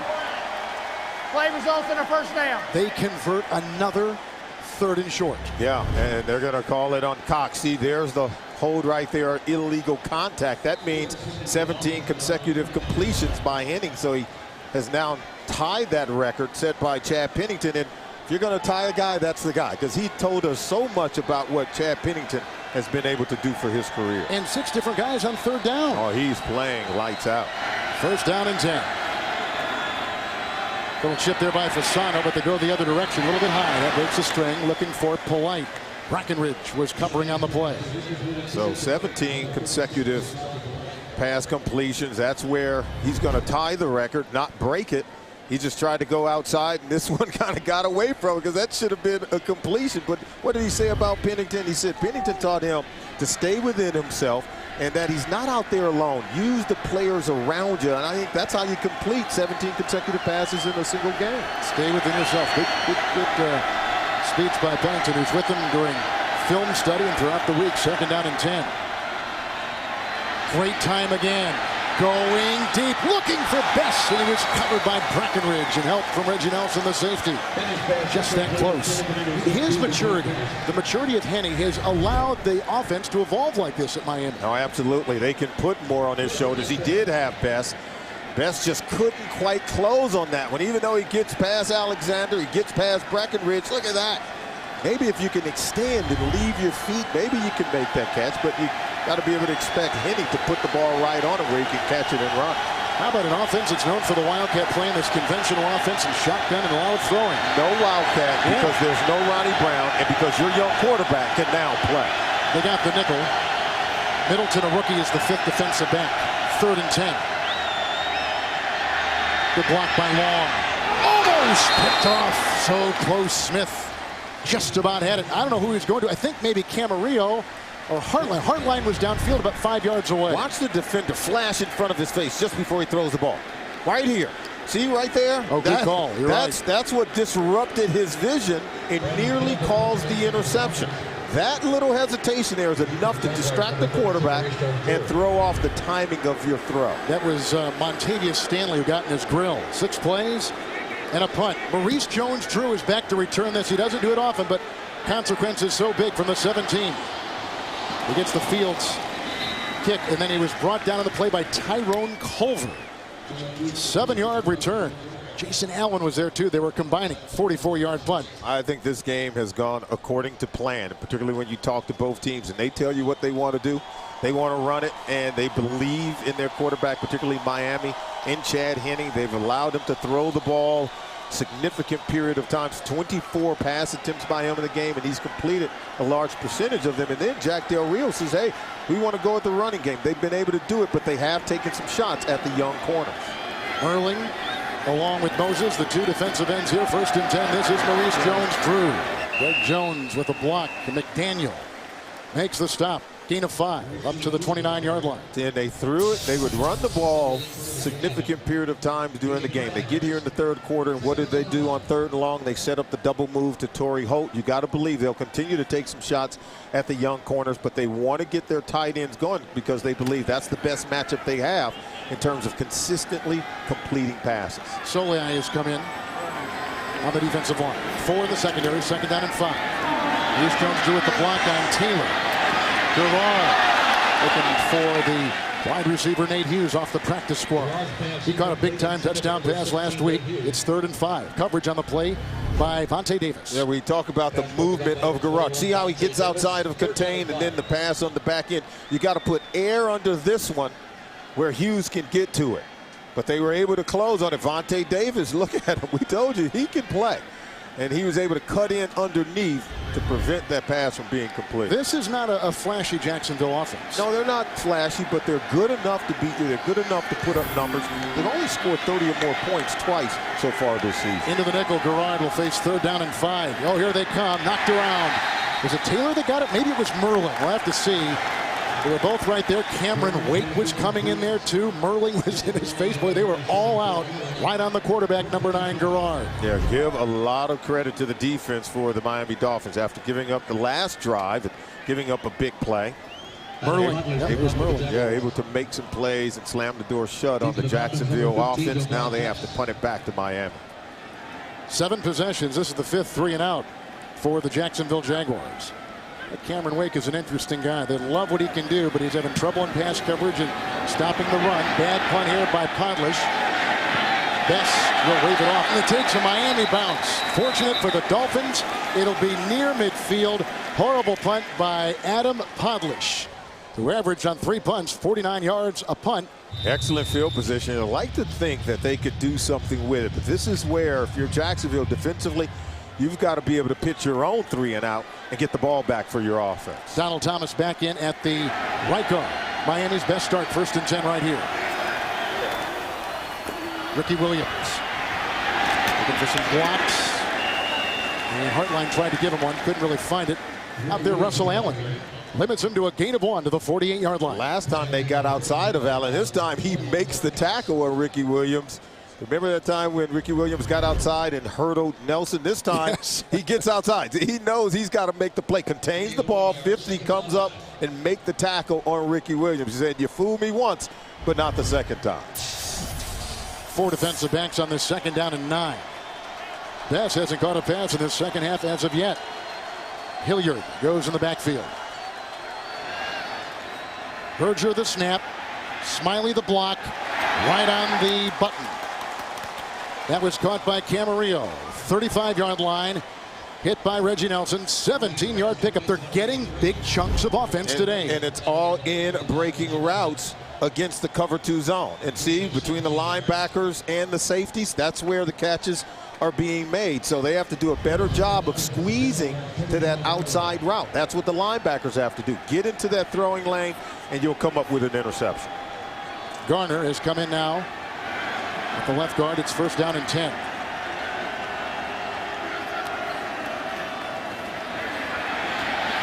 Henny, what a catch, and dropped. That was the tight end, the former Dallas Cowboy, the Golden Domer. Fasano could not hold on. All kinds of guys on him. Nelson was there, Brackenridge was there, Alexander was there, the former Detroit starter, 2nd and 10. Hard to hold on to it when you get hit like this. The ball is right on his fingertips, and Alexander comes in and creates a collision, and that's when the ball comes out. Fasano really went up for that when you had 3 defenders converging on Fasano, and Alexander was able to pry the ball loose. Left tackle is Long. Right guard is Smiley. Center is Berger. Donald Thomas, the right guard. And now they've got Garner playing the right tackle for carry. 2nd down and 10. Nice block by that right side. Flag is down. He fumbles again for the 3rd time today. Ricky Williams coughs it up. Alexander jumps on the ball. A flag is down. And let us see. 3 Ricky Williams fumbles on the afternoon. Looks like it's against Miami, and it is. Holding, number 75. Offense. The penalties decline. 1st down, Jacksonville. He's fumbled 3 times. He's lost it once today for Coach Sperano. But it's going to be their 2nd turnover of the day. Watch the hit, Tyrone Brackenridge. Yep. Able to get a helmet in there. That's what knocks the ball loose. And they're able to come up with their 2nd recovery of the day. So they've now been able to produce 2 turnovers. We say turnovers are the great equalizer in a game that Miami seems to be dominating. Look at that. He's fumbled 3 times and lost 1. Devon Best fumbled once earlier in the game. So when you can create the turnovers, turns the game in your favor. 2 of those turnovers in Jacksonville territory. Killers. 1st and 10, Maurice Jones-Drew. Merlin jumps on him on one side. It's a gain of 6 on the play. And Jeremiah Bell. We got a beauty in Jacksonville. It's Jacksonville's ball from the 35. Second down and 4. 4 in the secondary for the Miami Dolphins. Couple tight ends for Garrard. Maurice Jones-Drew, the number 4 rusher in the NFL. Submarines, he was knocked down by Merling. Gain of 2 on the play. 4 linemen, 4 linebackers, 3 in the secondary. Third down and 2. 2 tight ends. Maurice Jones-Drew hit initially by Soliai, and then the avalanche with Jeremiah Bell, and there's Starks, who's had a great season for Miami. Gain of a yard, maybe. It'll be 4th and 1. They don't get the first down. The defense of the Dolphins will hold, and Jacksonville has got a punt. It is another 3 and out. They've had a bunch of them. This is the 6th. 3 and out, Solomon, in 8 possessions. And how many times has the game come down to moments like this where Miami's been very good running behind Lusaka Pulite and his ability to convert on 3rd down? Well, Jacksonville has not been able to do it. That's why you see significantly more snaps on offense, 59 total offense plays by the Dolphins. Codler's had a 24-yarder the last time. He sails this down to Best, who waves his arm, and fair caught at the 20-yard line. That's where they'll begin. Miami's had the ball, Solomon, for 29 minutes. Jacksonville for only 17.5 today. Yeah, but guess what? Now that we're in the 4th quarter, this is the quarter that's usually plagued the Miami Dolphins. Something that Coach Sparano's worked feverishly on is to eliminate the point production for the opposing team in the 4th quarter. Donald Thomas at the right guard, Gardner at the right tackle. First down and 10. Down to the block at that right tackle. Here comes the rush up the middle. Knocked down on the play. That's the rookie out of Temple, Terrence Knighton, with his first career sack. He throws him for a 5-yard loss back to the 15. And they've got to be able to play better. We talked about most points allowed of any team in the National Football League in the 4th quarter, where they're giving up 134 points. And that's after giving up no points last week in their narrow win over the Patriots in the 4th quarter. So they were able to keep the Patriots out of the end zone and off the scoreboard in the 4th quarter, and still, even after that game, still giving up the most points in that quarter. Ingram is still out with the ankle as one of the linebackers for Jacksonville. So Russell Allen taking his place. Second down and 15. Ricky. Look at him weave and knocked down by Brackenridge and hit by Alexander, and all that gets him out to the 27-yard line, weaving for 12 yards. Ricky Williams. And you see the high level of trust going back to Ricky Williams, trusting him with the football. Watch him start here, but then he goes out the back door. And being able to cut back, having excellent vision. That's the kind of vision that made him a Heisman Trophy winner coming out of the University of Texas. He's close to 100 yards. He's got 24 carries and 92 yards today for the Miami Dolphins. He's out now. Lusaka Pulite, Hilliard on the backfield. 3rd down and 3. The nickel. Hilliard hit by Russell Allen.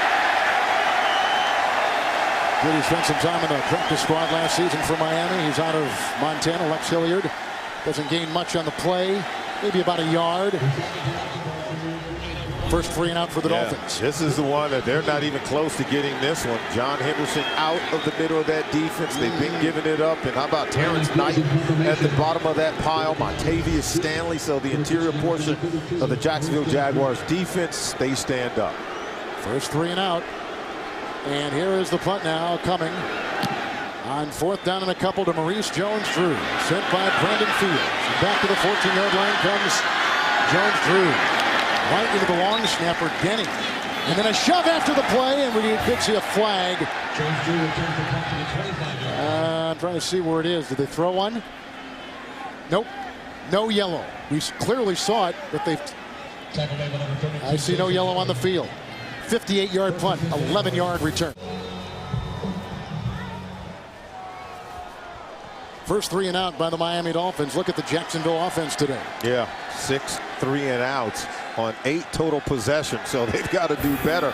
Got to be able to move the ball, particularly on this all-important drive. From the 26, first down and 10. Monroe with a good block and buying time for Garrard. Incomplete. Jabril Wilson right in front of Mike Sims Walker, the leading receiver, has been very quiet today. Jacksonville, as Solomon, had 4, make it 3 4th quarter comebacks this season. Well, guess what? Their playoff hopes are on the line in this game. And right now, there would be no better time to start here in the 4th quarter to drive down the field and put points on the board. In the backfield, Jennings, second down and 10. Garrard has missed 5 in a row. Oh, here comes the blitz, and down he goes. Reggie Torbor flying through with his first sack of the season.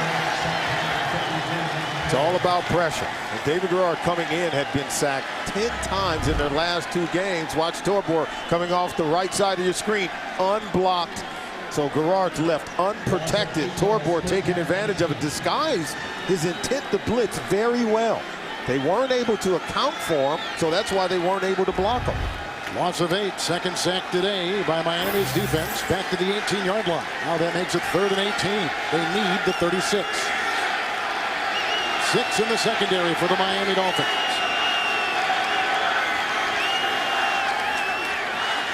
Coming again, here comes Wake off the corner.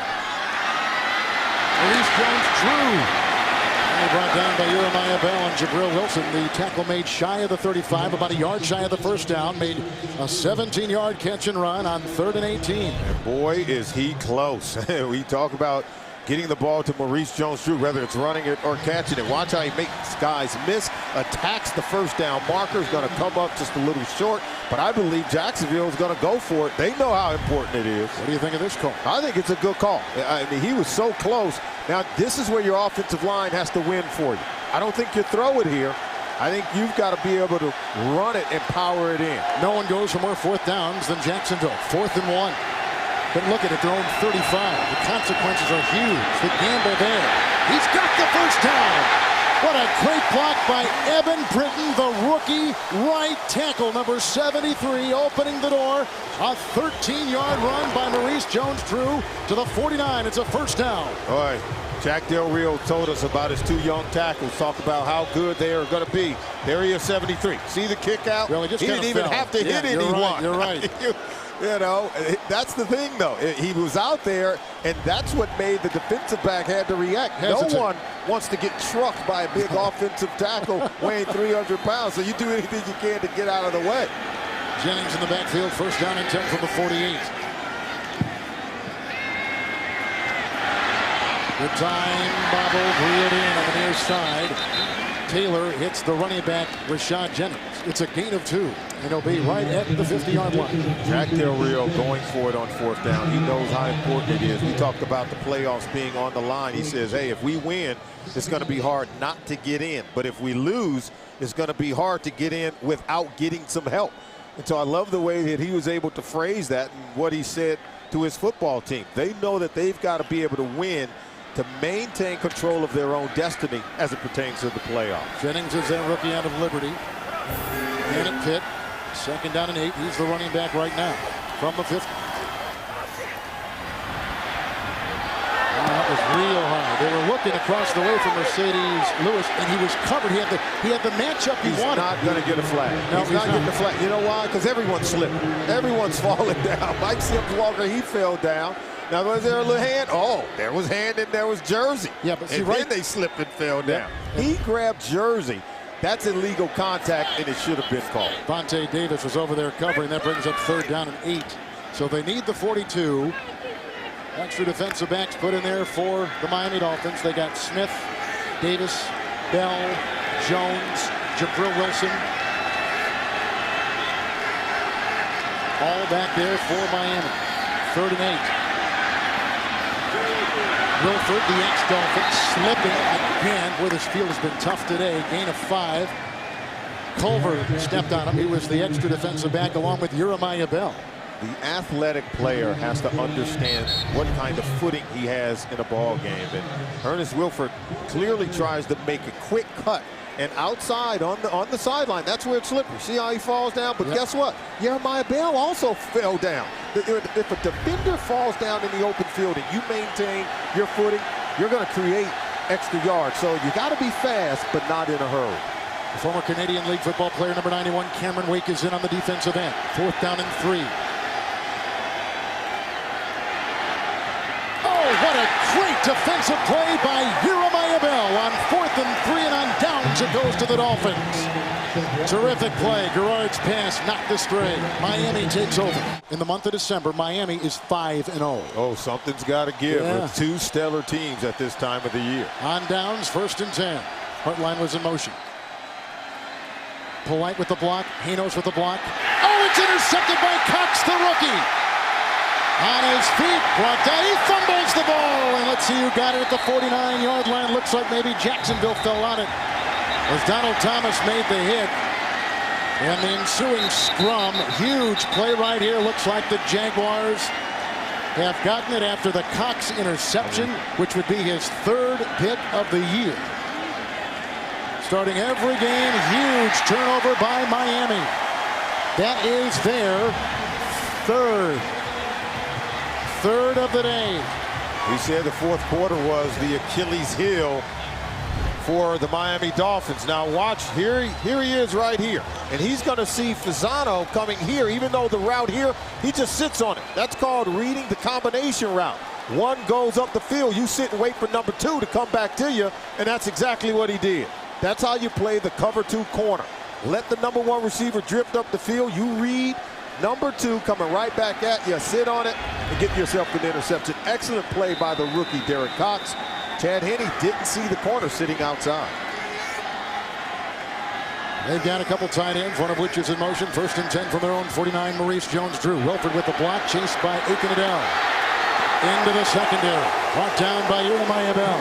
That's a 12-yard burst by Maurice Jones-Drew, the 4th leading runner coming into this weekend in the National Football League to the 39. 1st down. They don't even seal the edge. They don't block them all, but watch, he goes here and then back outside. See, he makes the first unblocked defender miss. He's able to get outside. They didn't even block them all, and he's still able to get to the edge. Aiken Adele had him dead to rights in the backfield and couldn't hem him in.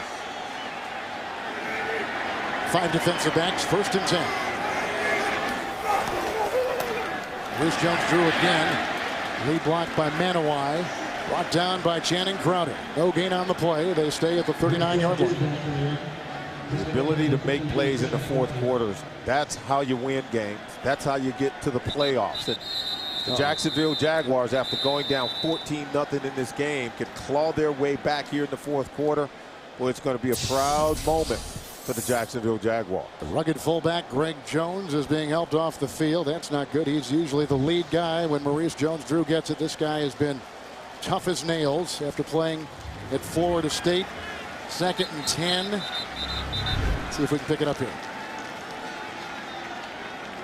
Back of the leg. Oh, yeah. Ooh, his own guy fell on his leg. You can see it bend awkwardly. One of those things, when you're blocking, you don't know what's coming up behind you, and you need your legs planted in the ground to have a strong base for blocking and moving defenders out of the way. But when someone falls on the back of your leg, you're very vulnerable and subjected to injury. Montel Owens now becomes the fullback on 2nd down and 10 from the 39. That was almost picked off. Davis, and they were going for Mike Sims-Walker. Devontae Davis, who did not start today, a coach's decision, was defending on the play, 3rd and 10.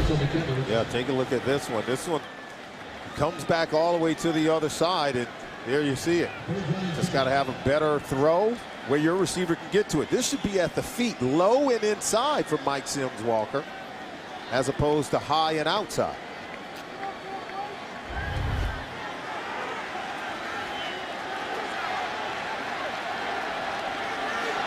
Third and 10.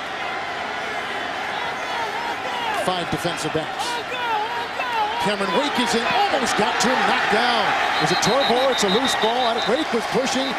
Somebody deflected it. I thought it might have been Reggie Torbor, who just got a sack on the last series.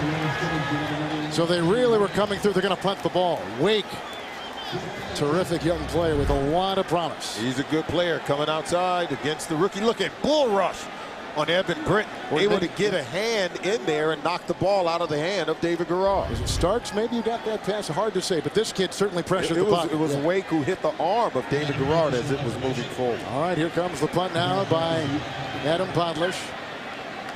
The back is Devon Bess. Well, fair catch it. 13-yard line.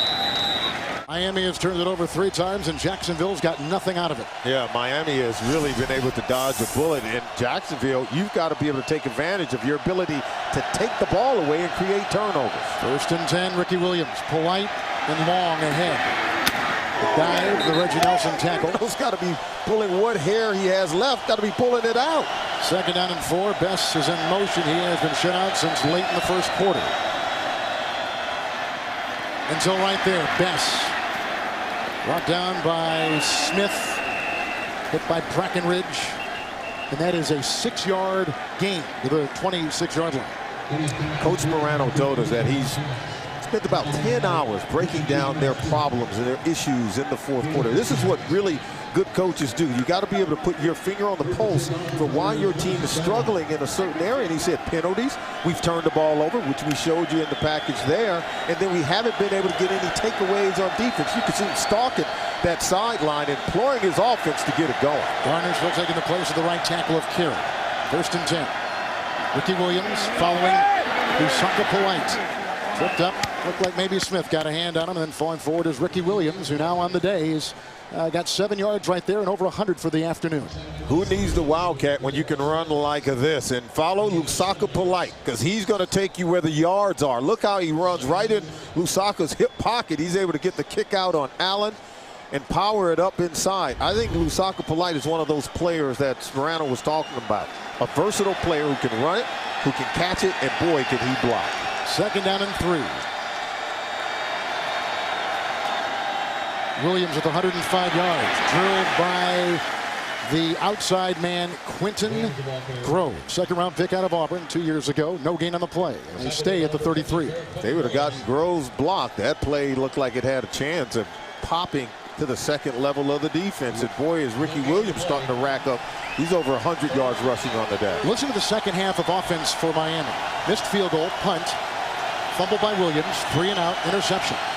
Not much. Yeah, and that's why you see Sperano over there saying, hey, let's get it going. We've got opportunities here. We've got playoffs on the line. It's 3rd down and 3. Garner with a good block at the right tackle, deflected and incomplete. Boy, they were running in there. Fasano thought he might get the ricochet. 3 and out. They got to punt again. Oh, boy. If you're the Jacksonville Jaguars, that's a missed opportunity. We always say tips and overthrows. This ball's going to be batted up in the air. Look at that. The big paw of their defensive lineman, number 96. Terrence Knighton tipped the ball up. That ball should have been intercepted on the back end. Tips and overthrows got to come down in the hands of the defense. Let me correct something I just said. I said 3 and out. It was a 5 and out. Another punt coming up for Miami. Fields. Not much here. Jacksonville bounce. Ogilvie gets it at the 31-yard line. 36-yard punt. How about fourth quarter comebacks? We count 3 of them this year for Del Rio's Jaguars. They've been able to do it against the Rams, the Jets, and, of course, the Buffalo Bills. 1st and 10. Manawai the block at the guard. Mercedes Lewis hit by Jeremiah Bell. 1st down, 47, 16-yard strike.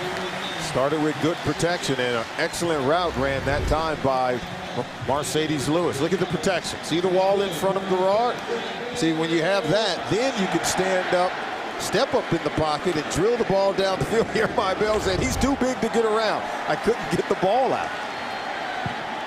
Langford, Soliai, Merling on the defensive line. 1st and 10. Monroe keeps out the defense, but here on the other side comes Langford and staggering ahead to the 49. The quarterback, Garrard, he has been hit all day long and picks up a meager 2, and Langford is in there with the play. Oh, they've only sacked him twice. This would have been a sack if he doesn't get out of there and start pressing the line of scrimmage. See, they can't tackle him, so he's able to get just a small gain on the play to prevent the sack, but the pressure on David Garrard has been immense all day long.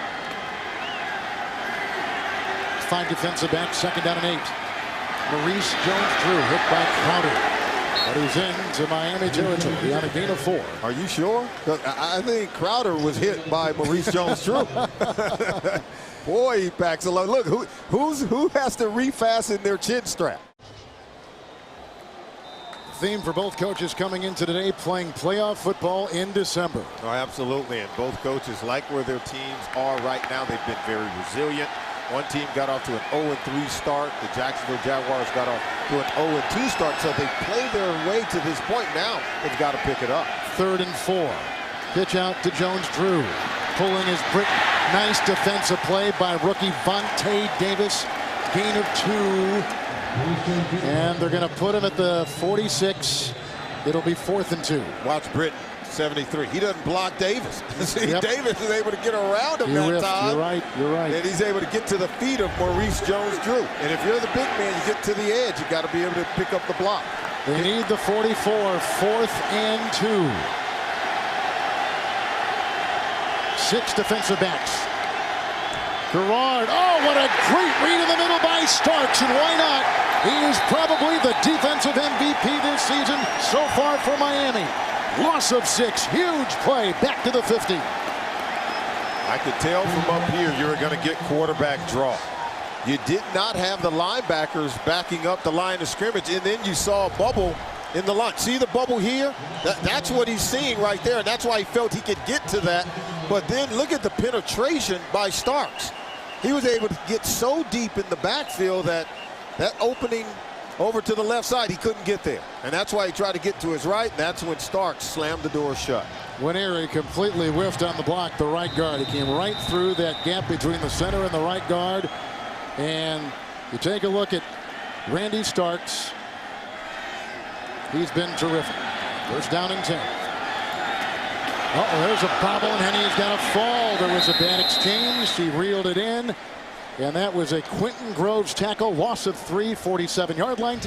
He is an emerging star, is this Marshall. Oh, absolutely. And you can see why Josh McDaniel didn't want to let him go. He wanted out, but they wouldn't let him leave the island. Boy, the AFC right now, remember that second slot gets not only a first week bye in the playoffs, but home field in week 2. Yeah, big game, San Diego and Dallas, and then Cincinnati playing the Minnesota Vikings, and then both teams will hook up and play out in San Diego next week. Donald Thomas back in at the right guard. Garner playing the right tackle. Smiley at the left guard. 2nd down and 12. A lot of tight ends. I think of the full house backfield with Hanos. Ricky Williams over 100 yards today. Corkscrews his way into Jacksonville territory. And an avalanche of players bring him down. And on the play had a gain of 3. So mark him at the 49. Well, the Dolphins will be at Tennessee. Gain of 3 yards. After that gain of 3. Then they got Houston. Then they got Pittsburgh. They got a tough road ahead themselves. Pittsburgh Steelers were 6-2 at one point, and now they've lost 5 in a row. Jacksonville is out of timeouts. Big day for Starks. Henny has been terrific today, throwing the ball 21 of 29, 220 yards. Rolling here, chased by Russell, slides into the 46-yard line.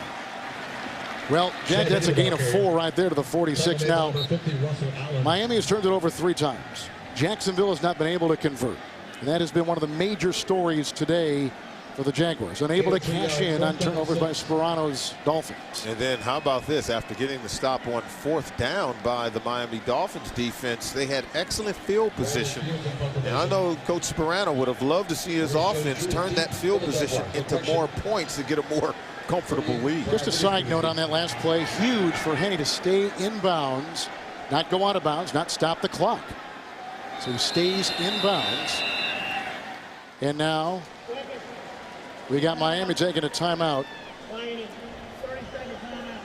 25 seconds to play in regulation. The hardest schedule of these 2 teams remaining goes to Jacksonville. Now is on top of Carolina by 7, 17-10 with about 4 minutes left in that one. Witherspoon watches this punt sail downfield by Brandon Fields. 46-yard punt. All right, no timeouts. They're going to start 1st and 10 at their own 20-yard line. Take us inside this quarterback, Gerard, what he's got ahead of him here. You know, the offensive line has really struggled to protect. So if you're going to push the ball down the field, then that means you've got to have protection. I believe they got to take some shots over the middle of the field. Of course, they don't have any timeout, so that's going to be real difficult to do. So if you're the Miami Dolphins, defend anything going to the boundary because they're going to try to catch it and get out of bounds and stop the clock. But you've got to push the ball down the field. 6 in the secondary. The deepest are Culver and Jabril Wilson. 1st down and 10. No timeouts. Gerard. Good block by Winery. Chased by McDaniel from behind. Here comes Cameron Wake. Oh, is he forced to be dealt with his 5th sack? Third sack given up by Jacksonville. Loss of 3. The clock can't be stopped. And that is the dagger. And Miami has come out and won their 6th December game for Tony Sparano.